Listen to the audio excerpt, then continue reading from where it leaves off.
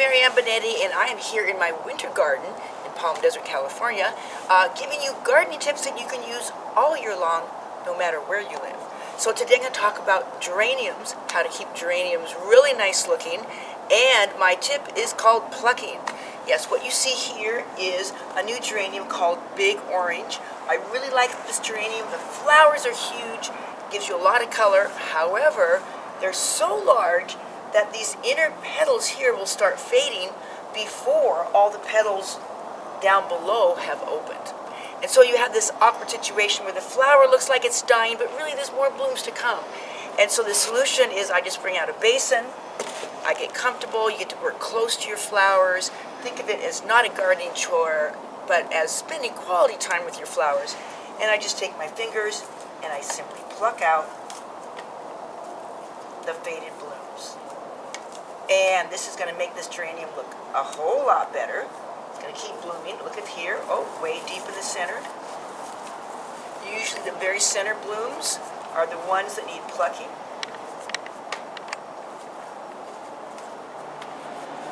And you can see down here we have more buds coming. So that is why I'm not removing the entire flower. If I look at this one, a lot more buds coming. So I pluck out center ones, and then if I happen to come to a bloom that has no buds underneath, I will remove the entire geranium by following the stem all the way down and pushing against the stem of the spent flower.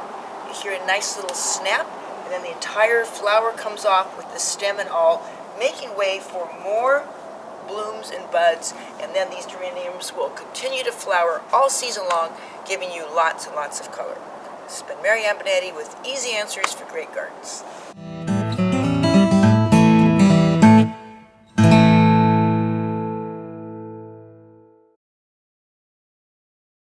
If you enjoyed these gardening tips, subscribe to our channel so you can get updates on new videos and stay in the know about all things gardening.